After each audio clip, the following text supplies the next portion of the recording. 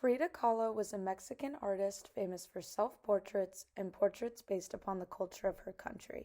Kahlo created paintings that explored topics such as race, gender, class, identity, and post-colonialism in Mexico.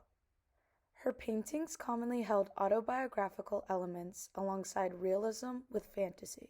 She has been characterized as a magical realist or surrealist.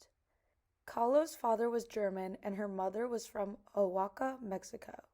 She grew up in a house named La Casa Azul, which has become publicly accessible as the Frida Kahlo Museum. Although Kahlo was disabled by polio in her childhood, she was a great student and planned to attend medical school. Kahlo was injured in a bus accident at 18, and this caused medical issues and lifelong pain. She was confined to a bed for 3 months after the accident and began to paint. While she was recovering, Kahlo went back to her childhood love for art and was set on becoming an artist. She considered becoming a medical illustrator to combine her love for art and science. Kahlo would place a mirror above her easel to view herself while she painted. During this process, Kahlo explored questions of existence and identity in her work. Kahlo stated, "I paint myself because I am often alone, and I am the subject I know best." Kahlo held a strong interest in politics and joined the Mexican Communist Party. This is how she met her husband, Diego Rivera, and they married in 1929. Kahlo traveled to the United States and Mexico with her husband and developed an artistic style of mainly self-portraits, which combined elements from Catholic and pre-Columbian beliefs. Rivera and Kahlo moved to Cuernavaca, where her artistic style developed from her identity with the people of Mexico and her great interest in the country's culture.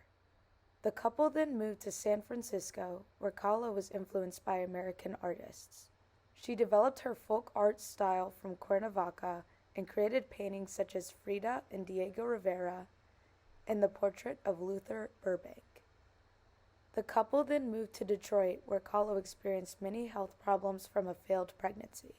Kahlo also held a dislike for the capitalist culture of the United States, but began to experiment with different techniques during this time. Kahlo drew inspiration from pain, suffering, wounds, and terror through her experimentation with frescoes and etching and developing a stronger narrative style in her paintings. Some of the works Kahlo created include Henry Ford Hospital and Self-Portrait on the Border of Mexico and the United States.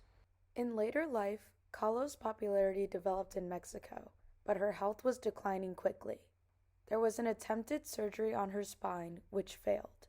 The paintings she created during this time include Broken Column and The Wounded Deer, which showcased her declining physical well-being. Kahlo had her first solo exhibition in Mexico at the Galeria Arte Contemporáneo in 1953.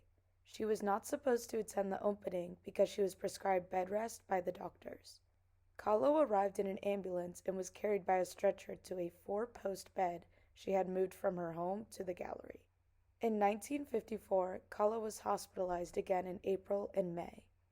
Her last paintings were political, including Marxism Will Give Health to the Sick and the still life Viva la Vida. I chose this subject because of Frida Kahlo's association with being an icon for the Chicana movement, a social and political movement which fought to embrace Mexican-American identity, the feminist movement, and the LGBTQ+ community.